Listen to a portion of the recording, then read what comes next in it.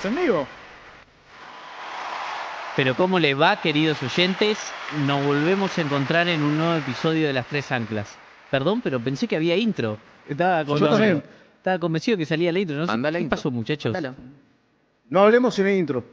Anda la intro. No, hable. ¿Cómo estás? ¿Todo bien? ¿Tanto tiempo? Entonces, ¿Puedo ir no, la intro? ¿van a meter la intro o no, muchachos? Sí. Ahora bien. Bueno, de paso aprovecho para decir una cosita. ¿Te acordás qué pasó en el último programa? Que cantamos No se despedimos a va, José José Luis no se va. Sí. Bueno, no se fue. No estamos. Gracias a Dios. Para mí es la mejor noticia del año. Muchas gracias. Un honor y un placer estar acá, realmente. El honor es nuestro, Sí, José eso. Luis. Porque además, si vos decís, che, no está Toto, ¿a quién, digamos, quién va a esta reunión? ¿Quién hace esto? O sea, no hay otra persona que no es José Luis. O sea, no es que no hay todo el otra, equipo, no hay todo otra el equipo, persona todo. en el mundo. Todo el ¿entendés? equipo. Muchas gracias, Feli. Así que es invaluable para nosotros, José Luis, irreemplazable. Por suerte se quedó, así que gracias, Si José me Luis. iba, te iba a traer. No les conté, este se hizo amigo de Cast. Ah, Esa ¿sí? es la verdad. Y hasta le dio regalo Cast, ¿o no? Me mandó Sí. un vino, sí, me mandó Sí. un vino, sí. Y paso. Sí, la verdad que muy amable, muy buen tipo. Tuvimos una muy buena reunión. Cuando vino al ministerio me dio un abrazo y creo que sacaron una foto. Me encantaría tener esa foto. Se lo voy a pedir. Pero bueno, sí, la verdad, el único viaje que Charlas. tuve lo acompañé a José Luis y a Chile. Y bueno, Muy era bueno. una estrella, era un rockstar José Luis. Era más Claro. importante él que los candidatos a presidente. Fue tremendo, No. la verdad. Qué Pero bien. bueno, Y te quisieron secuestrar ahí. intentaron. Pero bueno, mira, hoy tenemos un montón de cosas para hablar y una de las que a mí me parece la más importante, debido a que no se dio tanta repercusión acá, ustedes obviamente no se dieron cuenta, pero nosotros acá, la verdad que en los medios no pasaron nada y no se habló mucho, pero lo que fue la Argentina Week, que fue un bombazo, por lo que cuentan ustedes, el entusiasmo fue enorme. Pero estaría bueno que cuentes un poco el view de cómo lo viste allá, José Luis. Mira, me imagino que saben lo que es el Argentina Week. Es un evento que organizó el embajador de Argentina en Estados Unidos, Alec Oxenberg, y en el cual había invitado aproximadamente a 450 personas. Quisieron venir, tuvimos solicitudes de 1.500 personas. Pero no solamente lo más notable era las 1.500, era el número, sino que es el cambio en relación a lo que es la Argentina. La Argentina en los últimos 20 años se había convertido un poco en un país paria, en un país en el cual no había ningún interés. Mala palabra. Ibas a estos eventos que organizan los bancos y venía la reunión de Argentina y te ponían un cuarto chiquito con 20 personas, la mitad de las sillas vacías, no había ningún interés.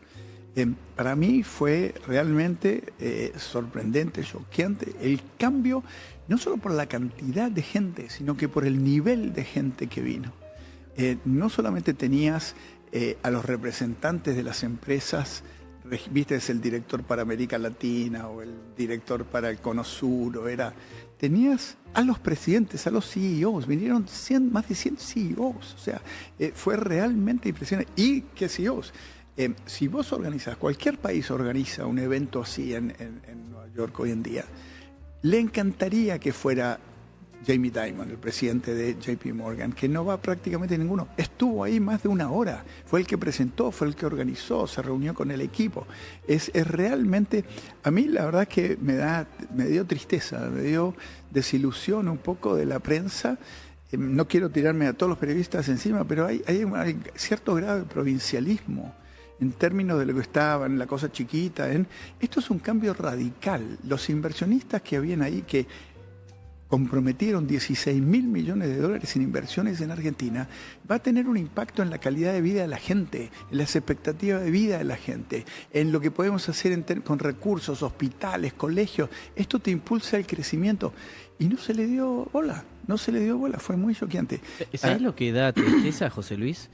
Que, o sea, tuviste como no sé, la mitad de la gente afuera que no podía entrar, de la cantidad de solicitudes que había, de empresarios grandes, y acá lo único que dicen es que fueron a Nueva York a juntarse con empresarios argentinos que se pueden juntar acá. No, esa es una tontería y eso otra vez refleja más el provincianismo. No digamos lo suficiente a los periodistas, me parece. No,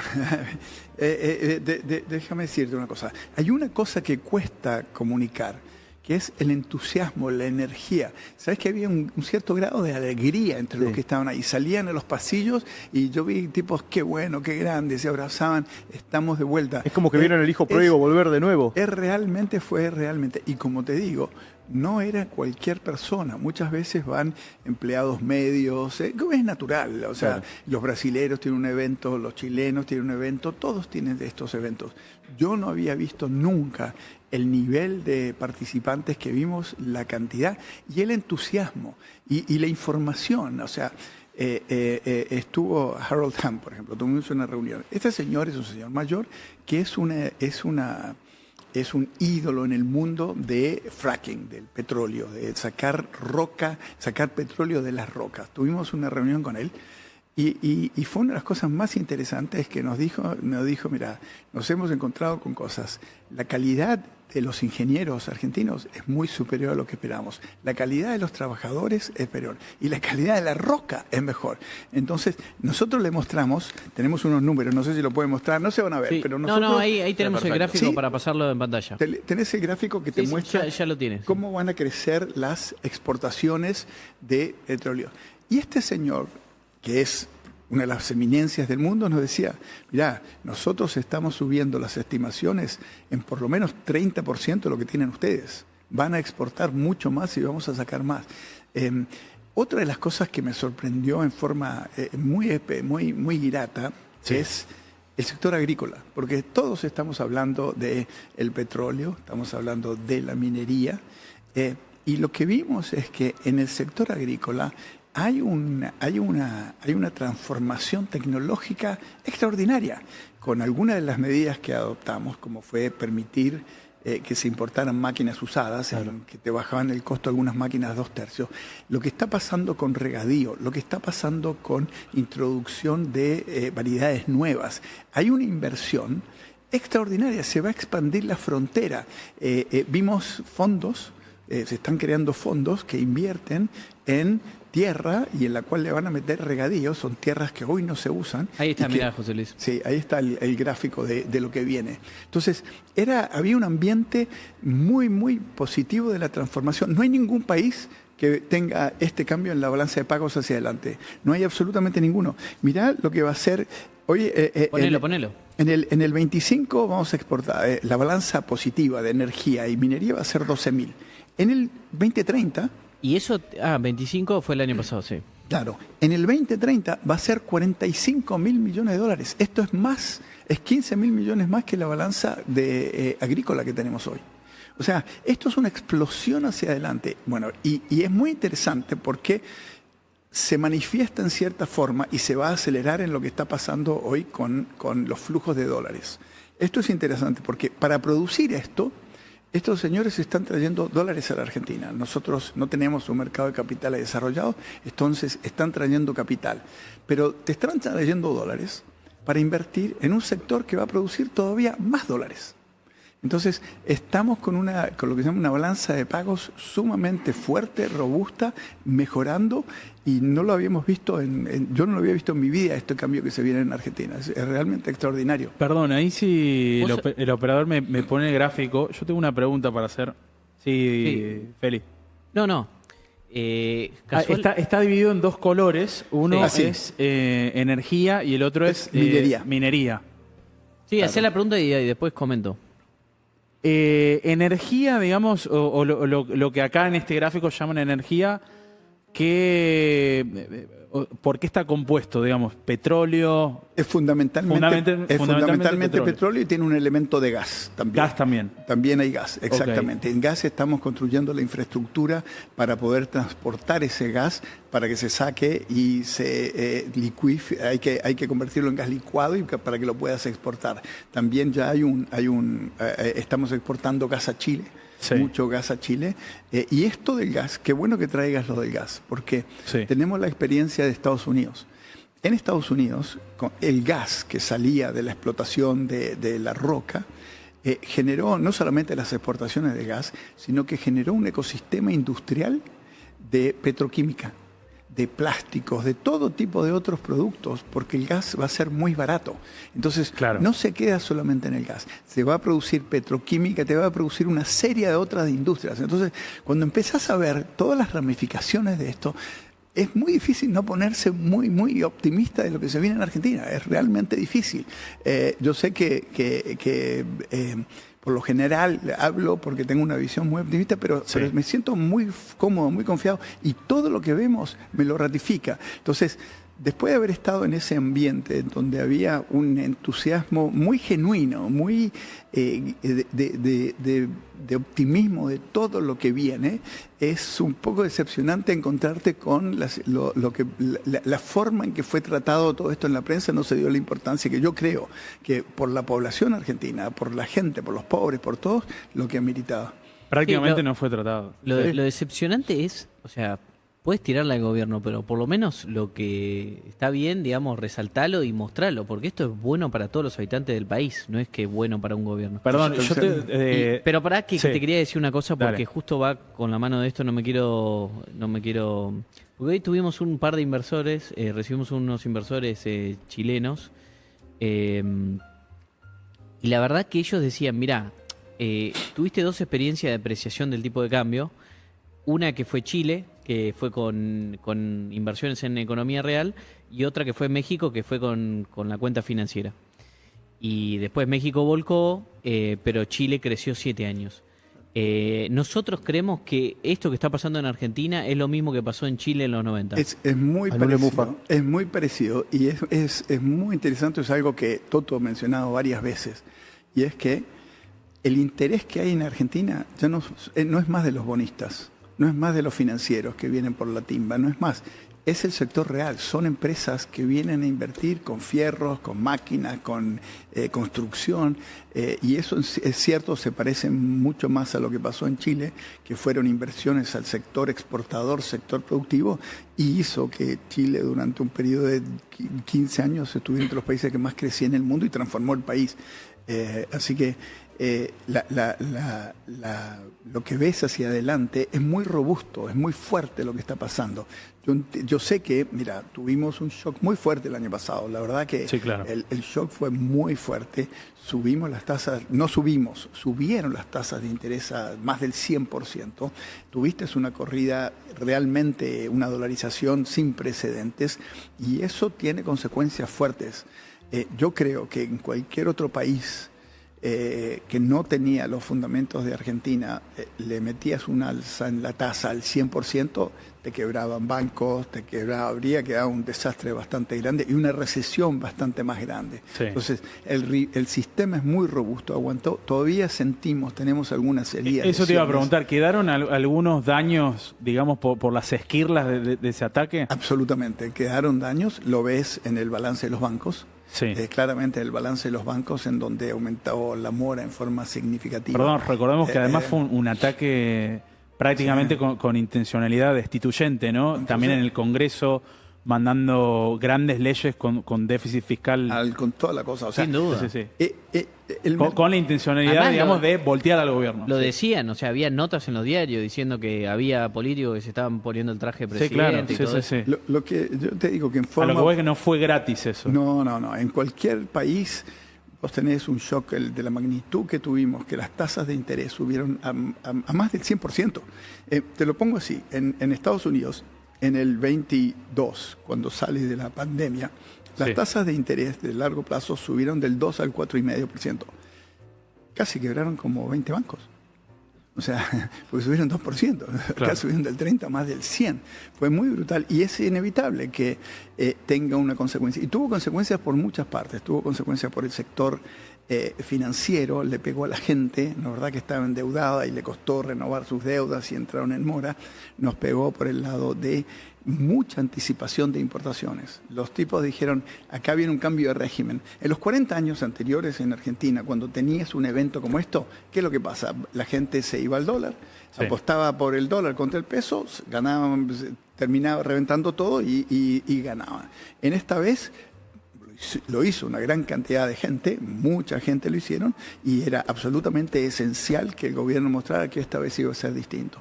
No salimos de las bandas, no pusimos control de capitales, y ¿qué es lo que está pasando hoy? Se está revirtiendo en forma natural, y estamos llegando a la compra de reservas consecutivas más larga de la historia argentina. Entonces, la verdad que estamos muy bien, estamos con todo para sanar. Si vos mirás las tasas de interés tuvieron una alza muy grande antes de la elección y después siguieron otros coletazos. Incluso en enero todavía tenemos tasas del 50%. Y lo que está pasando es que naturalmente, en forma tranquila, moderada, las tasas se están convergiendo hacia más abajo. Y eso va a permitir que sane todo el sistema. Pero estoy hablando mucho, voy a dejar a mis amigos que hablen. Perdón, y acá abro la mesa también para los muchachos que los saludamos. El profesor Furiase, el profesor Botier, tanto tiempo también que no los veíamos. Esto, si yo entiendo bien, y por favor, corríjanme si me equivoco, que las tasas estén tan altas impacta, digamos, en el crédito. Claro. Y después la gente, digamos, o los empresarios y la gente, digamos, también de a pie, al no poder tomar créditos, quizás eso produce o afecta directamente a la actividad económica en su totalidad. ¿Eso es así? Totalmente. Primero quiero mandarle un saludo ahí a Ritmo, que mandó un super chat. No es por eso, sino porque dice que es un delivery pedido ya, que me saludó una vuelta. Es verdad. Y ahí comenta que el consumo está el triple que en 2024. Gracias, amigo. Sí. Totalmente. Es el costo financiero de las empresas para financiar capital de trabajo, para invertir en una máquina, de las familias para financiar un bien de consumo, con lo cual es muy importante. Y es muy importante por ahí entender qué está detrás de ese costo financiero o de la tasa de interés en pesos que estaba hablando José Luis. Y acá está bueno por ahí bajar la macro a lo que es la economía real y por qué es importante también hablar de finanzas y cómo se explica. Detrás de una tasa de interés en pesos está la tasa libre de riesgo de Estados Unidos, sí, el riesgo país de Argentina, que se habla mucho, por eso es tan importante el riesgo país, porque se mete en ese costo financiero que tiene una empresa, una familia cuando saca un préstamo, y lo que son expectativas de devaluación o de inflación. Lo importante es que hoy, en esta dinámica macroeconómica que estamos viendo, están todas las condiciones objetivas dadas para que esa tasa de interés, como bien mencionaba José Luis, siga bajando y siga permitiendo que se recupere el crédito a las familias y a las empresas. ¿Y por qué? Desde el lado de las expectativas de inflación, que decimos que es un componente de esa tasa de interés en pesos. La inflación es un fenómeno monetario, el presidente se ha cansado de explicarlo. Cuando miramos las condiciones monetarias, están dadas para que la inflación se desplome a partir de abril y mayo. Cualquier agregado monetario que mires, cantidad de dinero, base monetaria, M2, que es circulante más caja de ahorro más cuenta corriente, M2 privado transaccional, que son indicadores de cantidad de dinero, están creciendo más cerca del 20% interanual. Muy por debajo de lo que está creciendo la inflación, que está más en zona de 30-31% interanual.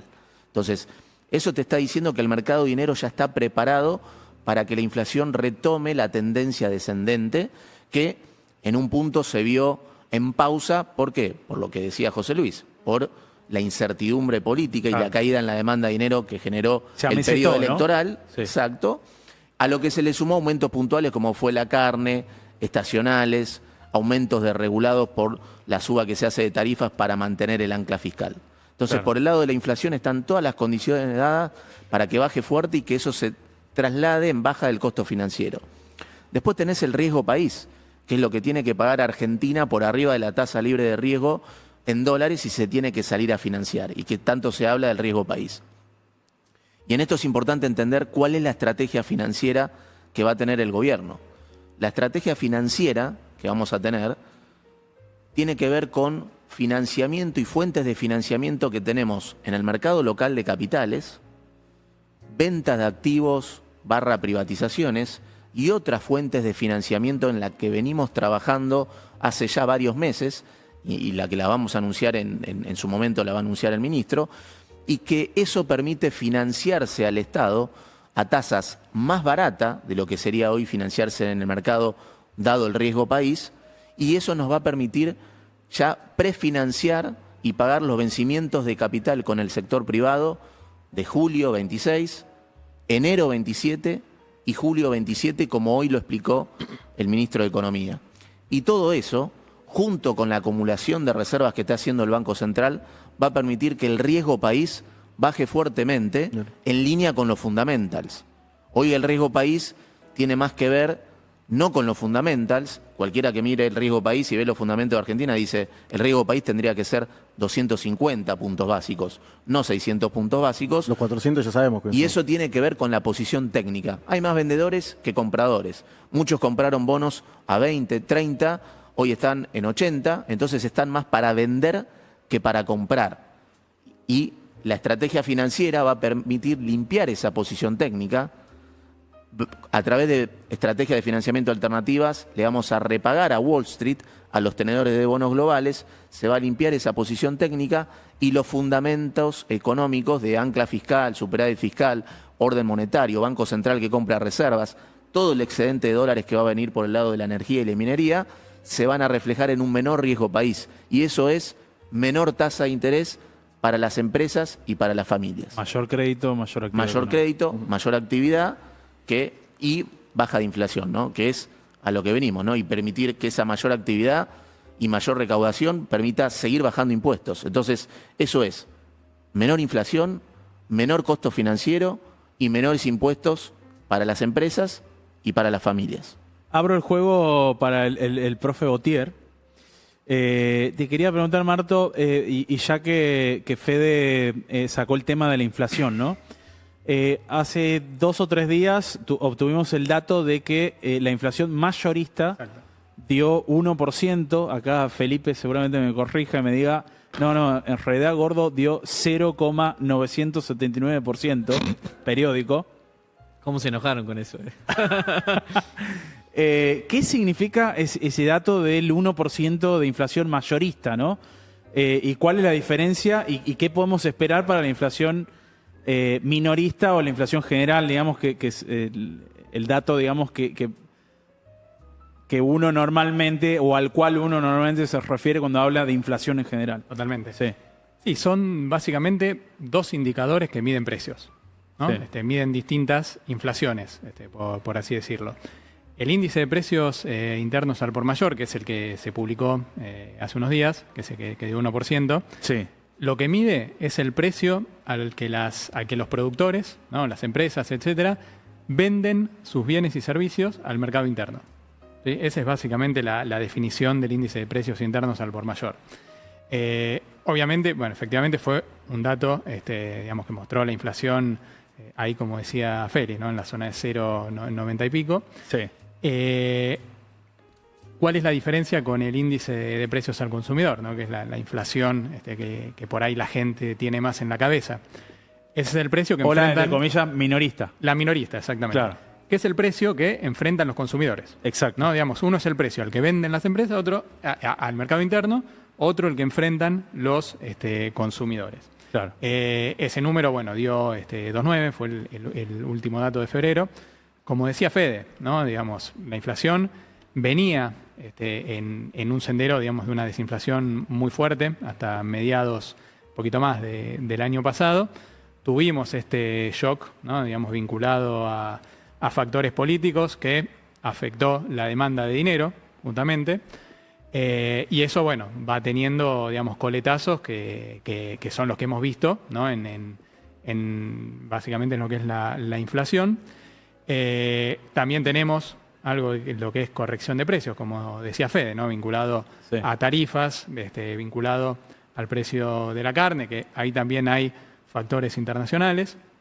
Pero lo que nosotros vemos es que, digamos, más allá de tiempos, etcétera, cuando uno persiste en el orden macroeconómico, la inflación, de nuevo, no nos cansamos de repetirlo, es un fenómeno monetario que está dado por desbalances entre la oferta y la demanda de dinero. Nosotros, desde el lado de la oferta de dinero, somos muy estrictos en su control, muy prudentes, con orden fiscal, con una política monetaria prudente. Y desde el lado de la demanda, bueno, también vamos a tener una recuperación, ¿no? Cuando uno hace las cosas bien, la demanda de dinero está muy vinculada a la confianza, ¿no? Claro. Digamos, y eso, un gobierno decide la política económica, maneja la oferta, no maneja la demanda, ¿no? Claro. La demanda depende de los agentes económicos, o sea, de las familias y de las empresas.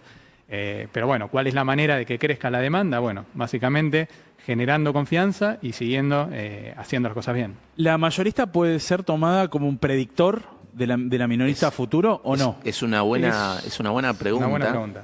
Y ahí, ¿en qué sentido eso sucede? En el sentido de que, esto es medio técnico, pero vamos a tratar de explicarlo.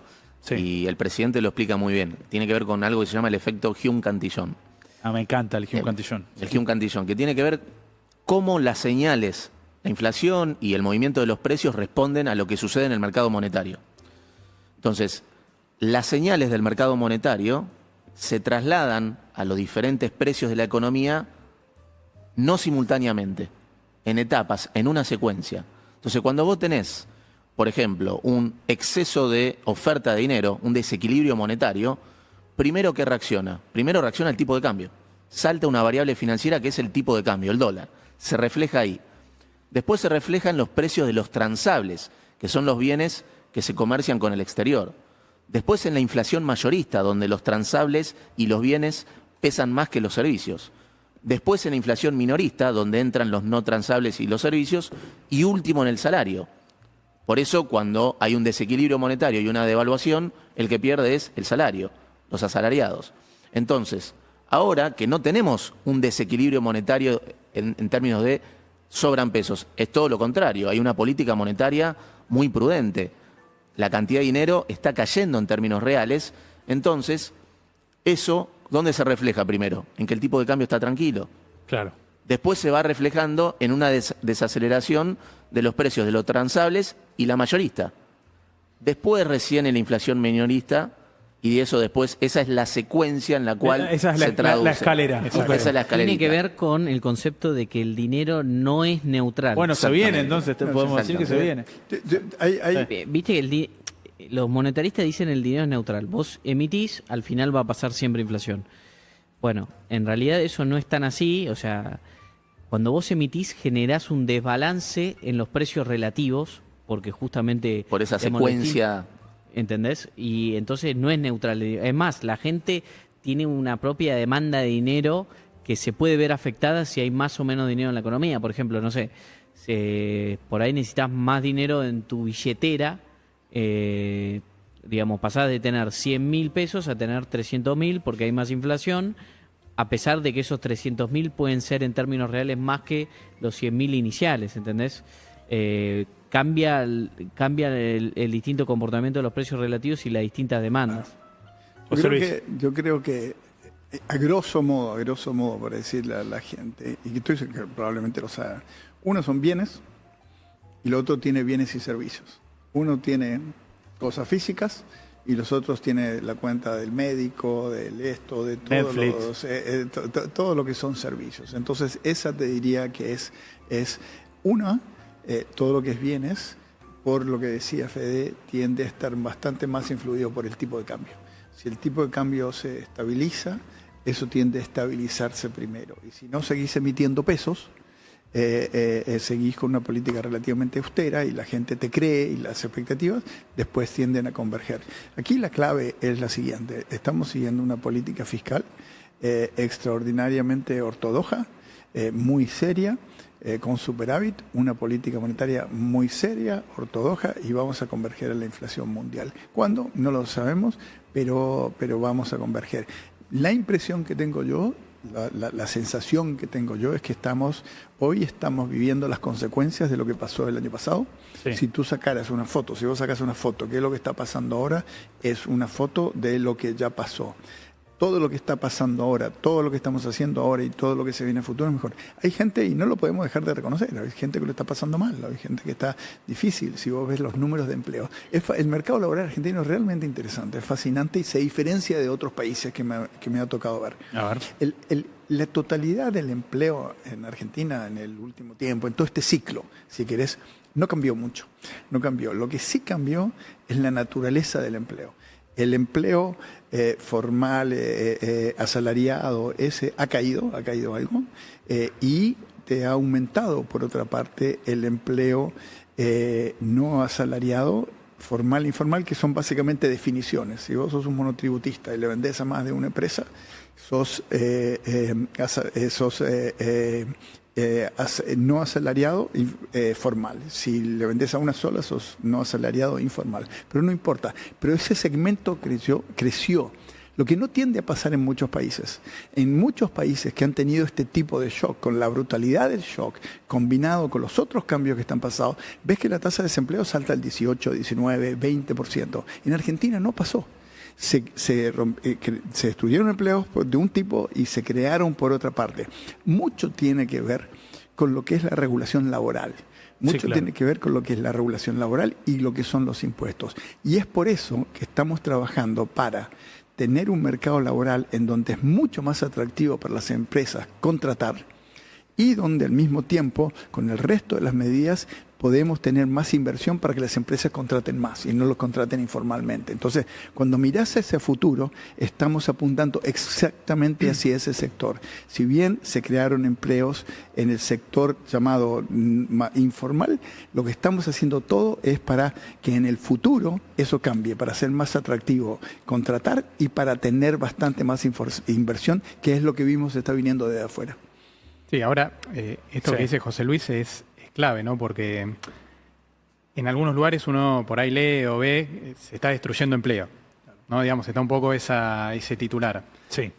Ahora, cuando vamos a los datos, digamos, es totalmente consistente con lo que viene diciendo José Luis. O sea, si miramos, por ejemplo, cantidad de puestos de trabajo, ¿no? Que no es exactamente igual a cantidad de trabajadores. Pero si miramos ese dato, entre el tercer trimestre de 2023 y el tercero de 2025, que es el último dato que publicó el INDEC sobre esto, la cantidad total de puestos de trabajo creció en 400.000 puestos. ¿No? Digamos, hubo un crecimiento, efectivamente, hubo un crecimiento en lo que es el segmento tanto informal como independiente, que dentro de independiente hay formal también, no es solamente informal. Pero también para ponerlo en contexto, ¿no? de dónde venimos, ¿no? Teniendo en cuenta el tema de la legislación laboral obsoleta que teníamos, que perjudicaba tanto a trabajadores como a empleadores, ¿no? Cuando miramos, es verdad que en los últimos... ¿A quién no perjudicaba? Perjudicaba a todos, ¿no? Básicamente. ¿Al Estado? No, también lo perjudica. Perjudicaba a todos. Porque básicamente generaba que no se creara empleo formal. Ahora, ¿qué pasó? No, porque, perdón, en última instancia perjudicaba también a las arcas del Estado, ¿o no? Totalmente, porque bajaba la recaudación. Mirá, tenés hoy por hoy la estimación del INDEC, que es el 43-44% de los trabajadores son informales. En los últimos casi 15 años, o sea, desde 2012, que no se crea empleo formal. Claro. Eso es impresionante, ¿no? Es increíble. Entonces, poco lo que tuvimos en estos últimos 2 años, bueno, hubo una creación de empleo de 400.000 puestos, que fue consistente con el crecimiento que tuvo la economía. Ahora, después podemos hablar de actividad.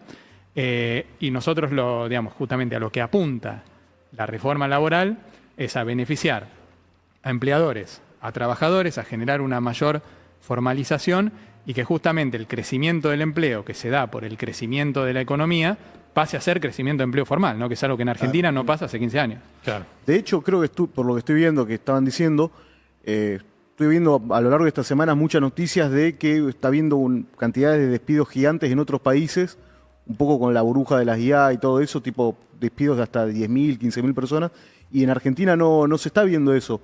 O sea, de alguna forma se refleja todo lo que están haciendo, de que a las empresas les sigue siendo atractivo tener gente y todo y no lo ven a pérdida.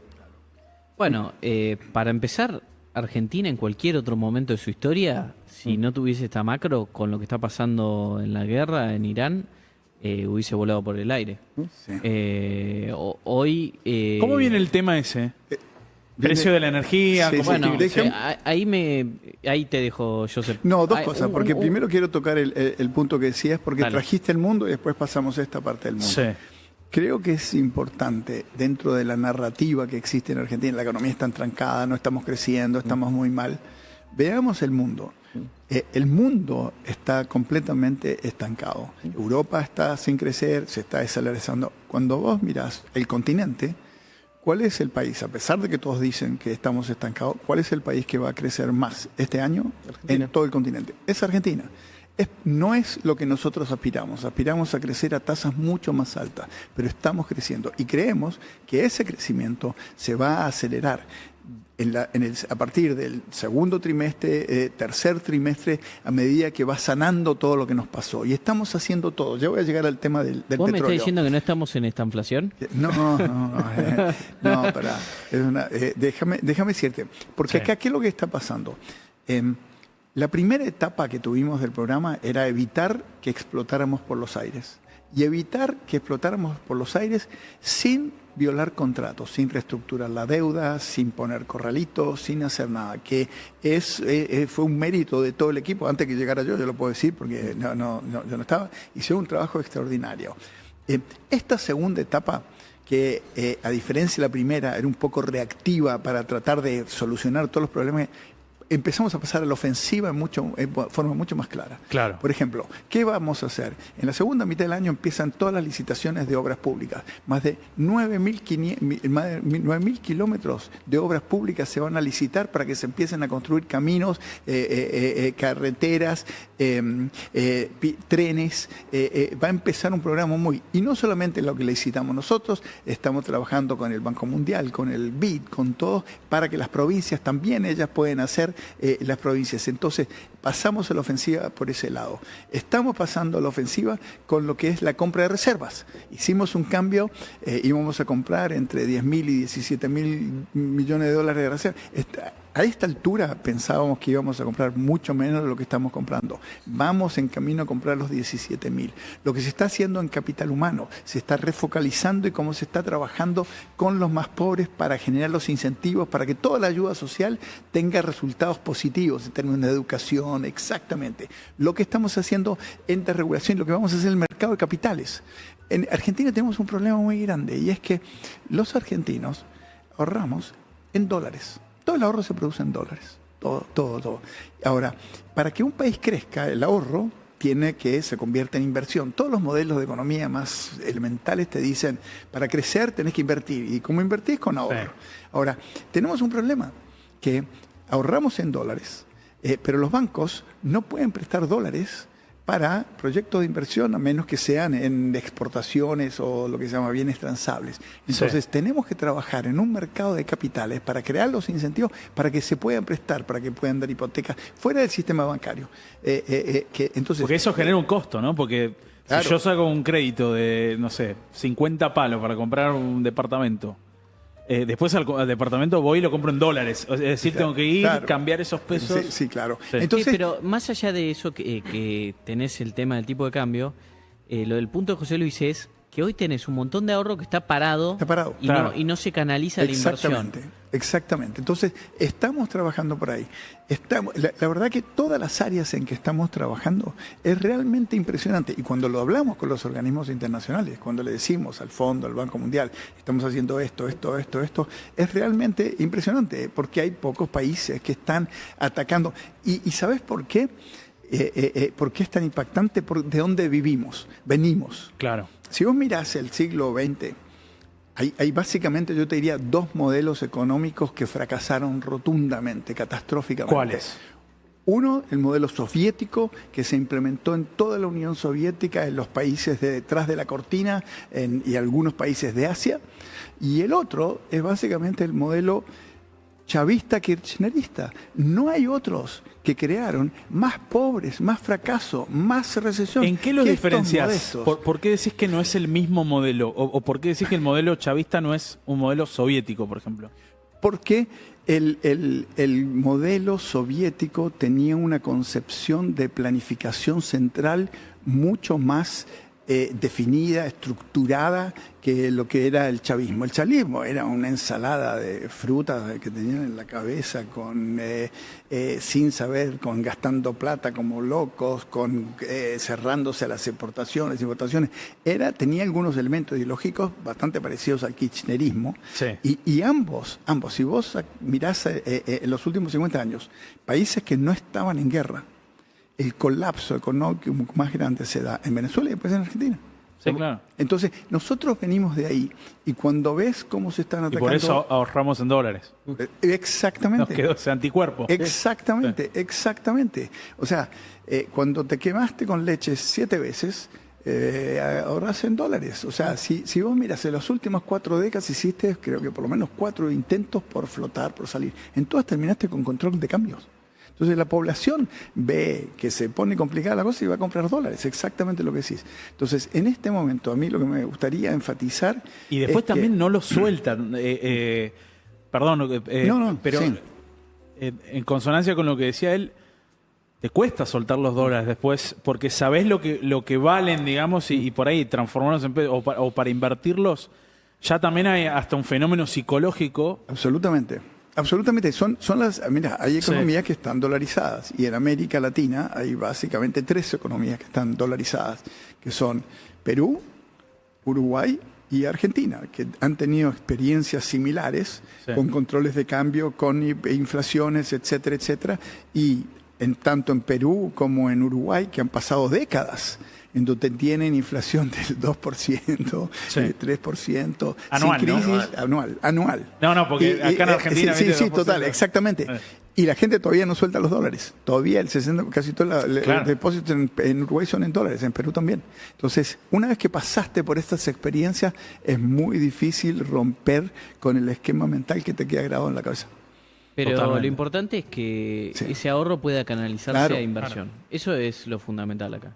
Que encima ya estamos viendo que digamos, los inversores de afuera están invirtiendo un montón. O sea, la gran diferencia de esta etapa, bueno, hay un montón, pero digo, a nivel de inversión, es que toda la inversión hoy es en capital. O sea, no hay gente haciendo carry trade de afuera o gente comprando comprando activos. No, porque puedes comprar acciones. De hecho, en general en ese sector hay como cierto, malestar y siempre te van corriendo la cancha como diciendo, no, porque no compraron más reserva. Pero es que les pasó lo mismo que los argentinos, se quemaron muchas veces. Sí, no, obvio. Se quemaron muchísimas veces. Estoy diciendo un dato, no es que... Absolutamente.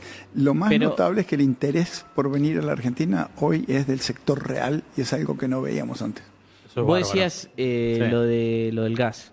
Bueno, ahora los bancos, con lo que pasó en Qatar, que esa era la segunda pregunta. Explotaron una fábrica, ¿cómo se llama? De gas. Una estación de gas de GNL. De liquificación. Sí, claro. de GNL. Sí. Bueno, o sea, se está intensificando el proceso de la planta de GNL acá, que va a ser YPF y las demás empresas, y los bancos se están tirando de cabeza para invertir en ese proyecto, y ese proyecto es muy grande, va a cambiar el país. Ahí vamos a empezar a exportar gas mucho más, y la balanza, yo coincido con el inversor que te dijo de petróleo, para mí la balanza energética va a ser mucho más superavitaria de lo que creemos. De lo que nosotros mismos estimamos. Déjame venir al punto tuyo de cómo está la cosa externa. A la cosa externa. Mira, a ver. En primer lugar, cuando hay un shock de esta naturaleza, este tipo que le pega muy fuerte a un país, por lo general hay 2 o 3 canales por los cuales le pega a los países. Sí. A ver. El primer canal es lo que los economistas, economistas tendemos a decir, el déficit de cuenta corriente. Lo primero que mira, ¿qué es el déficit de cuenta corriente? Básicamente es lo que gasta el país versus lo que produce. Si tu ingresos son 100 y gastás 110, tenés un déficit de cuenta corriente de 10%. Ahora, si gastás más que lo que producís, alguien te lo tiene que financiar. Alguien te tiene que estar dando la plata o te está comiendo las reservas. Entonces, cuando viene un shock, si vos estás gastando mucho más de lo que producís y no te quieren dar la plata, te tenés que ajustar, tenés que achicarte. Entonces, los países que tienen déficit de cuenta corriente, cuando vienen estos shocks, les pegan muy duro y se mueve la moneda, se mueve todo. Nosotros prácticamente no tenemos déficit y vamos a tener un déficit de cuenta corriente del 0,9% de producto. Lo más interesante es que con este shock se va a achicar. Nuestras exportaciones van a crecer porque estamos exportando básicamente el conjunto de commodities que se fortalecieron. Entonces, este shock, este salto en el petróleo, este salto en los commodities nos ayuda y nos hace más fuerte. El otro canal por el cual te pegan tiende a ser el canal de los bancos. Sí. Porque en todo este proceso de ajuste, los bancos, nosotros tenemos un sistema bancario sumamente bien capitalizado, muy robusto, los bancos muy regulados por el gobierno, y los bancos aguantaron un shock mucho más fuerte el año pasado, no nos va a pasar nada por ahí. El tercer canal es por lo que llaman la prima de riesgo. ¿Viste? Esto se puso más riesgoso, Sí. todo es más riesgo, te tiende a subir el riesgo país, etcétera, etcétera. Ahí ves que ha subido algo el riesgo país en todo el mundo, pero tampoco ha sido. Entonces, estamos en muy buena posición para aguantar este shock, como no hemos estado antes, y en el margen, hasta estamos un poco más fuertes porque los commodities que están subiendo son los que exportamos. Yo creo que lo más fuerte de este shock es que te muestra que O esas... sea que no nos conviene que se abra el estrecho de Hormuz. No, pero siga ahí lo que demuestra esto es que esa zona Sí. hoy, o sea, tiene más allá de que lo de Qatar estuvo Perdón, el leyendo- estrecho de Hormuz es, ustedes me corregirán, por supuesto, un tercio del petróleo del mundo, una cosa así, 20%. ¿no? 20%. Un quinto. Sí. Sí, no, decía que más allá de que los daños en la planta esta de GNL de Qatar parecen ser para bastantes años, Sí. hay que confirmar eso, no lo sé, pero demuestran de que es una zona que tiene un componente geopolítico muy grande. Claro. Y por el otro lado tenés un sector energético como el argentino, digamos que ya está desarrollado, que no tiene ningún tipo de conflicto, que tiene una ley que le da institucionalidad por 30 años. Bueno, o sea, obviamente todas las inversiones que estaban pensadas se van a acelerar por ese concepto. Por ahí no es tanto el precio, que aunque el precio ayuda, pero también eso está haciendo que las inversiones energéticas se potencien y bueno, podemos ver, la verdad, un shock muy positivo. Lo que es interesante para mí es Sí. que algo en todo este contexto de geopolítica, que los latinoamericanos somos desordenados, ruidosos, todo, pero no tenemos guerras. No nos matamos a cohetazos, a balazos, a todos unos con otros países, no los tenemos. Y hacia futuro yo creo que eso tiene muchísimo valor. Entonces, cuando la gente ve de dónde voy a obtener mis fuentes de energía, necesito una serie de materiales, América Latina está muy bien posicionada, y dentro de América Latina, Argentina está particularmente bien posicionada. Muy buen dato Sí, eso. clave, no vengan terroristas entonces. Sí, y está bueno que... Totalmente. Sí, También porque este- van a Seguro. matar, pues matan la economía. Total. Está buenísimo que esté José Luis, bueno, los chicos siempre, pero digo José Luis porque te pone un poco más en perspectiva, ¿viste? Sí, claro. Porque Tal cual. pasaron 3 meses, desde que volvimos, o 4 meses, y en el medio pasaron reforma laboral, inocencia fiscal, que ni tocamos el tema de inocencia fiscal, que es un bombazo, pasó la mitad de la ley de glaciares y va a pasar en diputados, o sea, un montón de reformas recontra profundas, y uno lo que escucha por ahí la narrativa es, no, estamos en esta inflación, la reforma laboral es chiquita, y uno... O sea, se pone a pensar, imagínate en 2020, 2021, cuando nos encerraba Alberto Imaginar algo de esto. y decía payasadas, te decían que todo esto iba a pasar. ¿Cuánto decían que era el riesgo país? Me ibas a decir menos 100. Perdón, cuando Bueno, Alberto hacía esto, ¿me prestás el gráfico? Uy, ya sé. Porque lo vi. Cortaba. Cuando Alberto hacía esto. Con la deuda, sí. Ahora le está tocando el otro La lado mitad del gráfico. al secretario de Finanzas. Sí, continuamos. No, que básicamente, entonces, y entiendo, viste, a veces la narrativa negativa te afecta, pero la verdad que Argentina va a tener un gran año, muchos sectores van a andar muy bien, y eso de que no van a andar otros sectores como la construcción o la industria que vienen medio relegados, eso no es cierto. Cuando vos tenés un proceso como este, todas las industrias van creciendo y no sabés cuál va a crecer más. Ese es el punto. Creo que lo dijo Toto en público hoy. Acá el equipo económico no está para decidir qué sector va a ganar. Claro. Van a ganar los que sean y los que sean más productivos. Nosotros tenemos que sentar las condiciones y el terreno de juego, y es lo que estamos haciendo. O sea, Sí. Y la apertura, mira, una de las cosas que para mí es muy notable y que siempre me llamó la atención, es que en Argentina, a nivel del establishment de los economistas, no había un consenso y voces más fuertes a favor de la apertura de la economía internacional. La Argentina es la segunda, la tercera economía más cerrada del mundo. Eso te aísla de tecnología, te aísla de procesos productivos más eficientes, te aísla de bienes más baratos. Es absolutamente esencial la apertura. Va a beneficiar masivamente a la población, nos va a hacer masivamente más productivos, nos va a permitir incorporar la tecnología más moderna del mundo. Más sanos. Más sanos en todo sentido.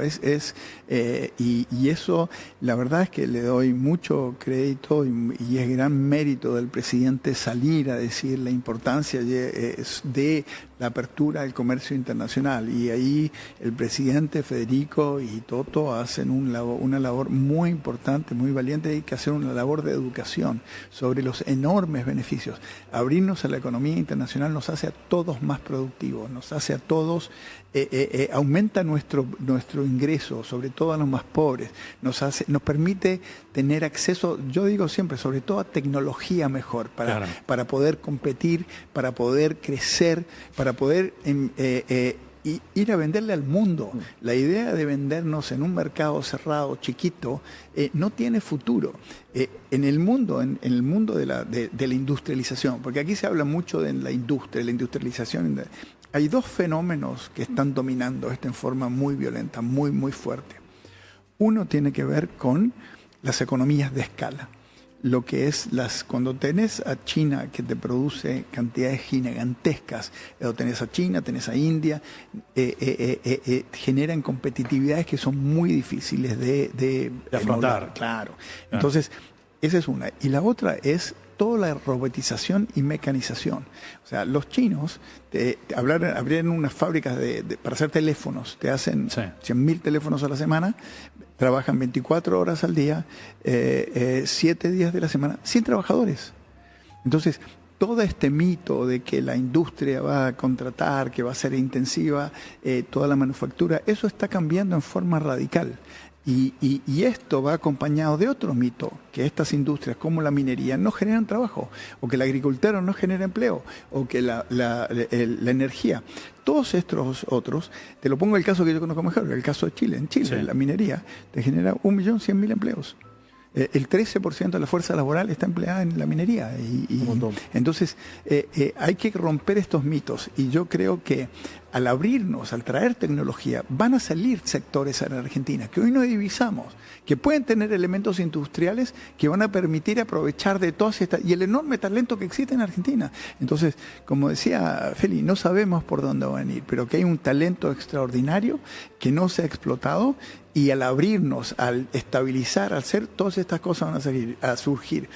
Es normal que la gente se enfoque en la foto actual. La foto actual está muy impactada por lo del pasado, y hay gente que lo está pasando mal, hay gente que lo está, y hacemos un esfuerzo muy grande para entender, para traer. Ayer estuvimos con Marto, ¿cuántas horas estuvimos analizando el mercado laboral, Marto? Y dijimos a la gente mejor para tratar de entender, de colaborar, de ayudar, lo que hacen en capital humano, la focalización. Entonces, estamos trabajando con eso en esta transición. Hay una transición hacia un país que puede ser muy moderno, muy dinámico, y que creo yo que por las características que tenemos, vamos a ser los países que más crecen en el mundo, como lo he dicho varias veces. Ahora, José Luis, y acá los chicos también, ¿cómo influye el Estado de las gobernaciones de las provincias en esta cuestión de la apertura económica? ¿Qué tanto puede abrir la nación desde el Estado Nacional la economía de toda la Argentina, teniendo gobiernos provinciales que por ahí no quieren abrir? Bueno, ¿hasta dónde se puede llegar? Bueno, una de las cosas, yo estuve en la semana en Nueva York y lo deberíamos haber mencionado al principio. Una de las cosas más notables que vi es que la semana argentina comienza con presentaciones de 11 gobernadores, 12 gobernadores, después se fue, 12 gobernadores sentados en una mesa, cada uno hablaba, y fue increíble como uno por uno. En el Council of the Americas fue esto, ante un mundo explotado de inversionistas internacionales, de gente, todo el mundo, uno por uno, ratificó: este es el rumbo que queremos seguir. Bueno, la mitad ya. Queremos seguir. Claro, exactamente. No, y eso competirán provincia con provincia. Exactamente. Esto es muy interesante. Porque cuando empieza un gobernador a decirle, bueno, déjeme decirle, en mi provincia tenemos esto y esto para que puedan venir. El que está al lado empieza a decir, bueno, ¿verdad? Nosotros tenemos esto y esto y otro. Entonces empiezan a competir. Es una dinámica muy interesante, muy buena. O sea, yo te digo, cuando lo veo en Twitter a Rolo Figueroa o a Brett Ilneck, salvando la distancia que podemos tener, promocionando inversiones, a mí me encanta. O sea, eso es lo que me gusta. Y están contentos, viste, ahí con las obras. Eso es espectacular. Eso es lo mejor para el país. Amén. Y lo que cuenta Toto y José Luis de lo que fue la Argentina Week, o sea, lo mejor fue eso. Los gobernadores fueron, ratificaron el rumbo, queremos ir por acá, queremos que vengan a invertir.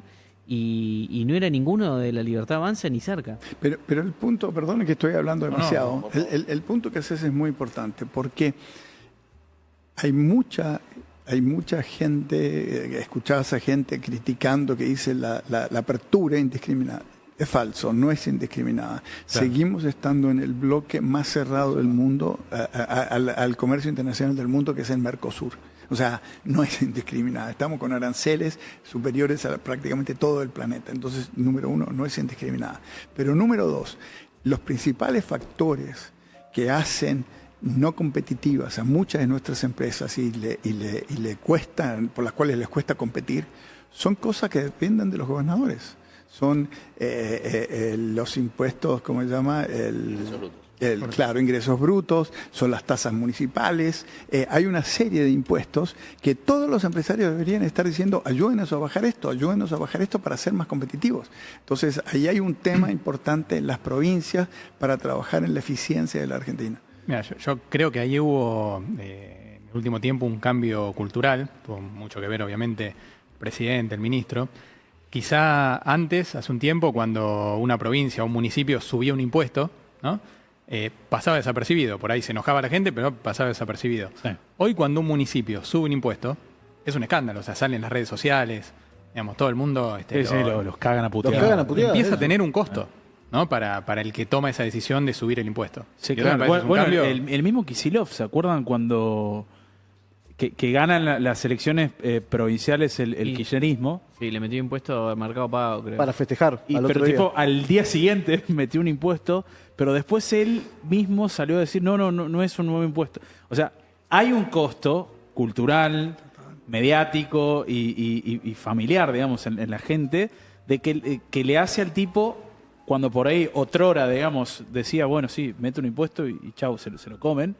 Ahora dice, no, se tengan que disfrazar, digamos, de no, esto no es un impuesto, en realidad es una medida. Es mala palabra decir subir. Es mala palabra, sí, claro. Antes lo festejaba. Por más de que lo hizo igual, sí, lo dejó igual y todo, pero al menos ya no lo hizo sacando pecho, ¿me entendés? Es que esa es la diferencia. Antes lo festejaban tipo diciendo, mirá el impuesto que te vamos a meter. Claro. Orgullosos. Claro. Es mucho el cambio. Con eso te aumento el gasto. Y lo vas a disfrutar. Y te va a encantar, ¿no? Pagame más. Claro, bueno, te subo el impuesto y con eso subo el gasto, ¿no? Y eso, claro, por ahí políticamente en ese momento garpaba. Ahora la gente se dio cuenta que el gasto público siempre tiene atrás impuestos, o sea, siempre lo financia el sector privado, ¿sí? Sea con impuestos, sea con inflación o sea con deuda, que son impuestos futuros. Sí, ahí está, mira, el 8 de septiembre de 2025, las elecciones fueron ¿cuándo? ¿El 7? ¿Sí? Sí, literalmente un día después. Perdón, fue a la mañana siguiente. Sí, tras ganar las elecciones bonaerenses, Axel Kicillof lanzó un impuesto de ingresos brutos en billeteras virtuales en la provincia de Buenos Aires, claro, con una alícuota de retención de desde el 0,01% hasta 5% dependiendo de la actividad del contribuyente. Brutal. No te digo yo. Sí. Lo reputearon, me acuerdo. Sí. Yo tengo una pregunta para Fede, nuevo secretario de Finanzas. Un poco se está hablando de que las tasas tan altas en realidad estuvieron bajando estos últimos días bastante fuerte. Ya sé a dónde vas, me parece. ¿Cómo ves esa perspectiva? Y que hables un poco del nuevo bono en dólares que viene siendo bastante exitoso. Bueno, un poco lo veníamos hablando, ¿no? Detrás de la tasa de interés tiene que ver lo que vemos con la inflación, el riesgo país. Y en ese sentido, como mencionaba recién, están todas las condiciones objetivas del lado monetario para que baje la inflación y las tasas de interés. Lo mismo del lado de las expectativas de devaluación. Hay toda una expectativa de ingreso de dólares. Fíjense que el Banco Central viene comprando muchísimos dólares, más de 3.000 millones de dólares, desde que arrancó el programa de compra de dólares, con el tipo de cambio bajando. Eso refleja un mercado que está ofertado. Básicamente tiene que ver con que en las elecciones se dolarizaron todos. Hay una posición técnica donde están todos dolarizados y están escupiendo esos dólares. Claro. Y todavía no arrancó la cosecha gruesa, que eso va a traer un flujo de dólares muy importante. Así que desde ese lado... ¿Cuándo empieza? Eso empieza en abril. Claro. Ahí nomás estamos. En abril viene toda la cosecha del agro, con lo cual eso va a generar un flujo de oferta de dólares adicional a un mercado que ya está ofertado. Sí, eso no se habla, te hago un paréntesis Sí, chiquito. por favor. Hay dos cosas que no se hablan. Primero, el precio de los commodities agrícolas es bastante, o sea, es más alto de lo esperado y eso influye bastante más que, por ejemplo, lo que puede influir en el petróleo. Y número dos, los rindes también vienen mejor de lo esperado. Así que probablemente tengamos una cosecha que con respecto a la del año pasado sea entre un 10 y un 30% más en lo que es precio por cantidad. Exacto, entre precio y cantidades del sector agrícola estamos hablando de que puede ser un excedente versus el año pasado de 4.000 o 9.000 millones de dólares, ¿no? Con lo cual eso también tiene que ver con que las tasas tengan, digamos, fundamentos para que sigan bajando y mejore la situación financiera de familias y de empresas. ¿Y qué otra pregunta me habías hecho? Los bonos. Bueno, esto tiene que ver con la estrategia financiera, Sí. sobre todo muy apoyada al mercado local de capitales. El mercado local de capitales tiene un potencial enorme porque decimos que todas las personas ahorran en dólares y fuera del sistema. Se calcula que hay como 170.000 millones de dólares entre lo que es colchón y afuera, con lo cual imagínate con la estabilización macroeconómica, la seguridad jurídica, la ley de inocencia fiscal, todo el potencial de ingreso de dólares para que eso se vuelque a inversión, para que ese flujo de dólares vaya al sistema y se canalice hacia inversión, hacia crecimiento y hacia mejor empleo y salarios. Entonces, desde ese lado, desde el lado de finanzas, en las licitaciones estamos ofreciendo un bono, el AO27, que vence en octubre 2027, donde en cada Que licitación paga cupón mensual. paga un cupón mensual, con lo cual eso genera un valor agregado y un atractivo sobre todo para el retail, para esta situación donde los depósitos en dólares están subiendo muy fuerte. Es como un plazo fijo, un alquiler. Exacto. Y eso nos permite también obtener parte del financiamiento en dólares, que es lo que va a permitir, junto con las otras estrategias financieras, repagarle a Wall Street, mejorar la posición técnica, seguir bajando el riesgo país, eventualmente ir cancelando deuda en pesos y que eso retroalimente la baja de las tasas de interés. Y eso me parece que es muy importante. Además, este bono que vence en octubre 27 hoy está rindiendo 5%. Sí. Ahí hay implícito un riesgo país de 150, 200 puntos básicos, ¿no? Con lo cual, eso también es interesante para marcar. El problema, parte del problema de los bancos es que la gente le está trayendo depósitos. Estamos con el nivel de depósitos en dólares más alto histórico. Ahora, los bancos no tienen mucho que hacer con esos dólares. Entonces, los tienen ahí y no saben qué hacer. No te pueden pagar mucho porque no los pueden prestar. Entonces, ellos le pueden prestar a empresas que trabajan en el sector exportador o en la cadena del sector exportador. A esas empresas le pueden, pero no son una mayoría de la economía. Entonces, tienen dólares y no pueden hacer. Entonces, este bono, los bancos ¿qué hacen? Van y pueden comprar este bono para así pagarle un interés a los depositantes. Y al pagar un interés a los depositantes también empieza a ser un poco más atractivo sacar la plata del colchón, debajo del colchón, y ponerla en el banco. Entonces, este bono va a satisfacer esas necesidades que tiene el sistema porque tiene muchos dólares. Es una paradoja casi en Argentina que decir que hay un excedente de dólares, pero esa es la situación actual del sistema financiero. AO27 es, ahí están preguntando. Por si alguien quiere comprar. Se emite, explicarles, se emite cada 2 semanas. Claro, cada 2 semanas en cada licitación, que tiene un cupo de 150 millones de dólares y que después permite una segunda ronda por 100 millones de dólares adicionales. La idea es complementar hasta 2.000 millones de dólares, ¿no? Sí, vamos 750. Y viene siendo sobresuscripto, o sea, hay mucha más demanda de ese título que el límite que ponemos, con lo cual está reflejando esto que explica José Luis, ¿no? Que hay mucha demanda por esos títulos porque hay muchos depósitos, pero no hay instrumentos que permitan canalizarlo todavía. Es importante que los bancos y las ALICs se pongan a trabajar y empiecen a hacer fondos en dólares para darle canalización a la economía real y eso es importante que ocurra. ¿Compramos, gordo? Y yo estoy pensando eso en este momento. Nos vendieron un bono, ¿eh? Yo me quiero comprar 1000, ya te puedo. La próxima licitación es el viernes que viene. Voy a Igual estar ahí. lo anunciamos por redes o bueno, por la página oficial. 170.000 palos, qué locura. Es el PBI de algún país, dicen en el chat. Absolutamente. Sí, obvio, Totalmente. Sí, absolutamente. Es bastante, el caso argentino en esta materia es prácticamente único. Los rusos tienen una situación parecida en donde demandan muchos dólares. Los rusos algo lo tienen en el sistema financiero, pero acá están debajo del colchón, están en cajas fuertes, es realmente, y lamentablemente, como decía Feli antes, no se utilizan, están estancados, están ahí en el colchón sin servir para nada, en circunstancias que si se prestaran podrían ayudar a reactivar la economía, a crecer.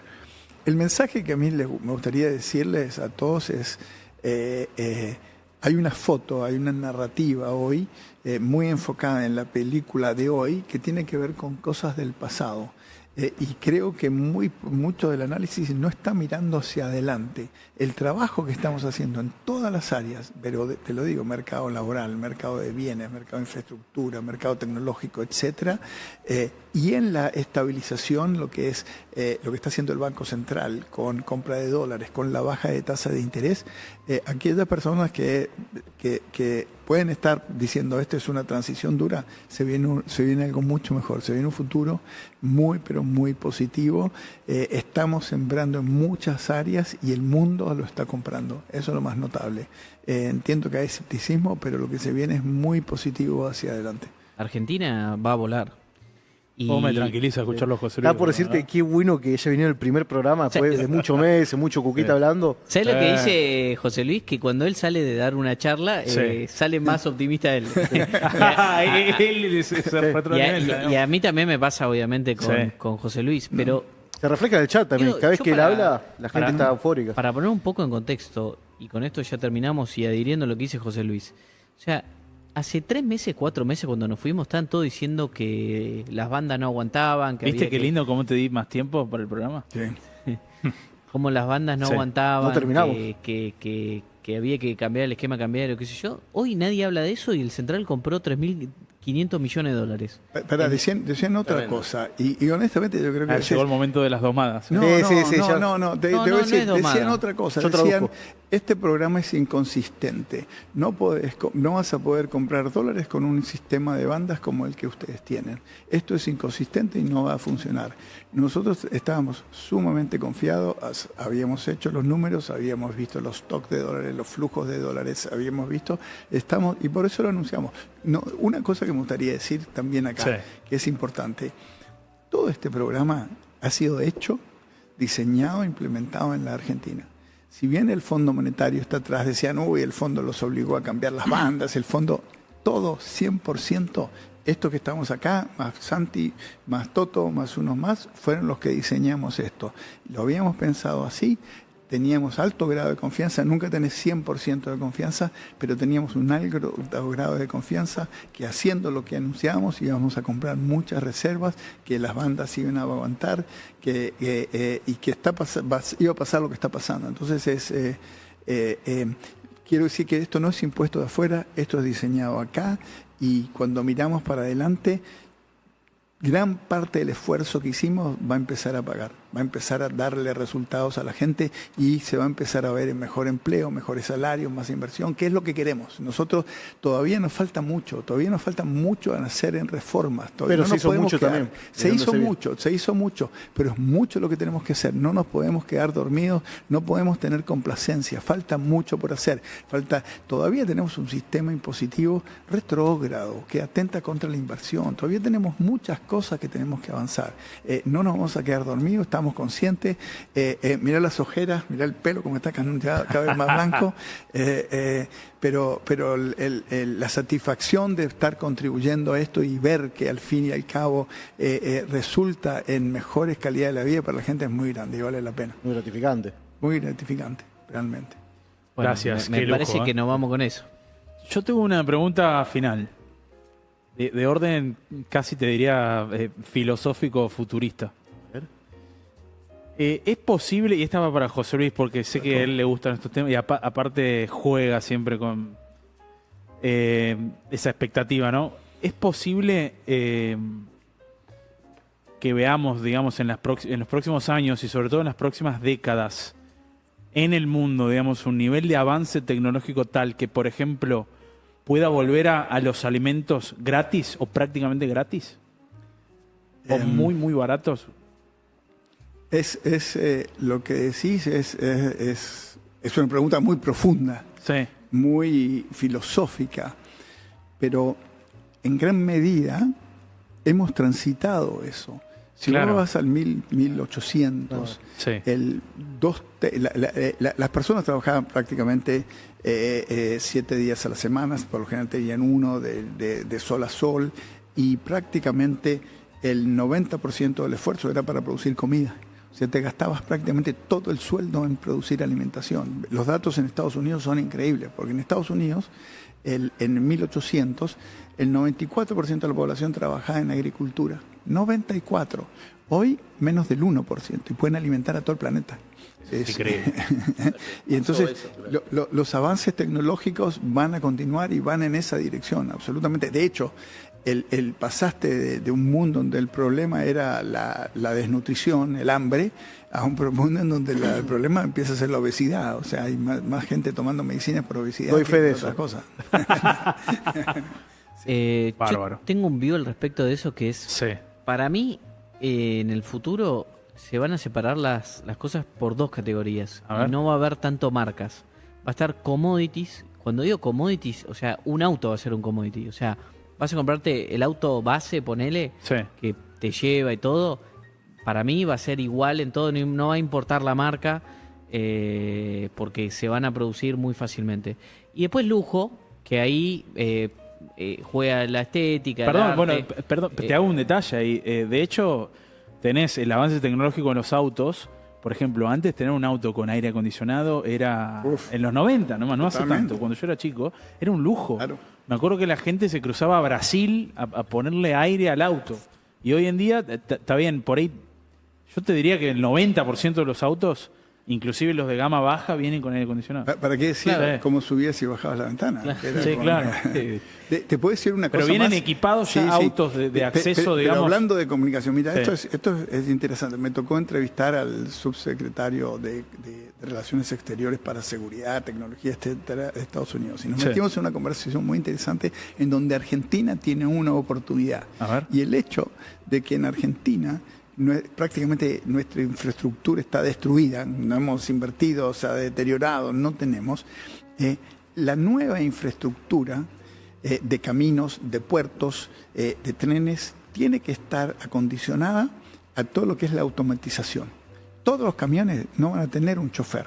Todos los camiones, todos los autos, todos los trenes, todas las cosas no va a ser. Como los Uber en Estados Unidos.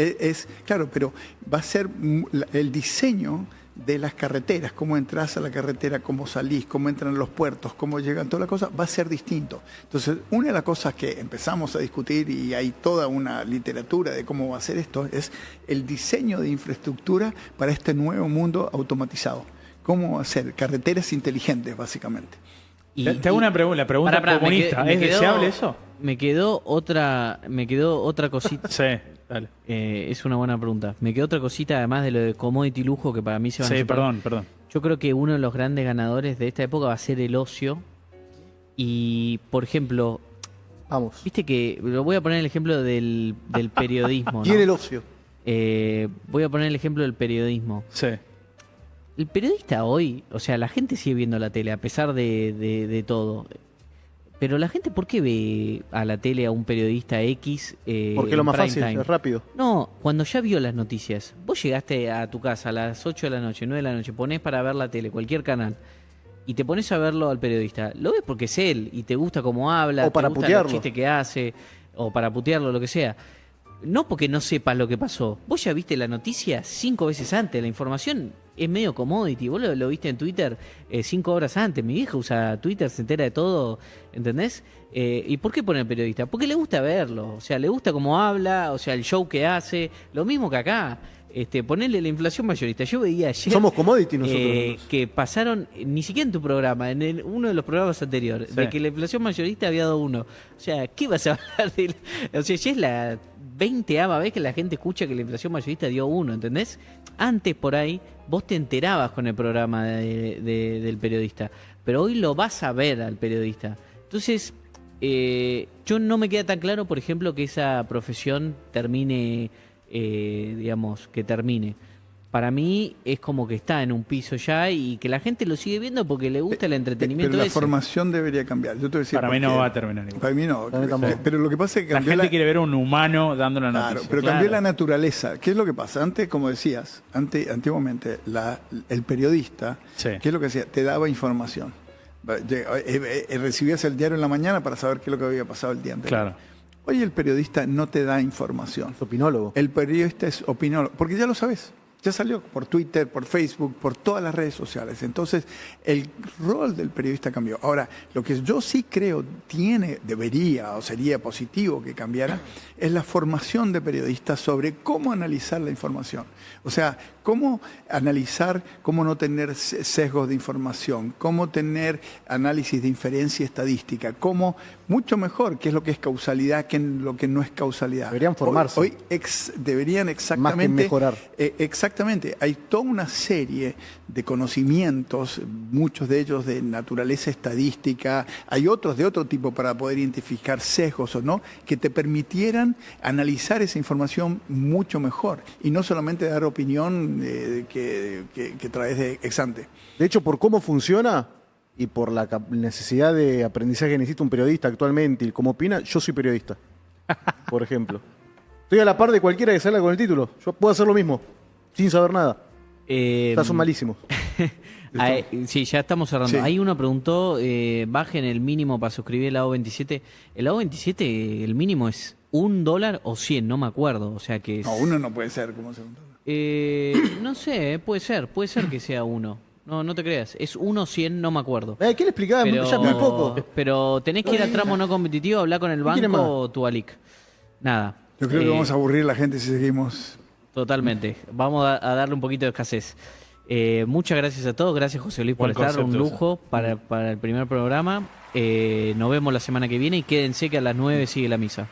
Gracias. Gracias. Muchas gracias. Gracias.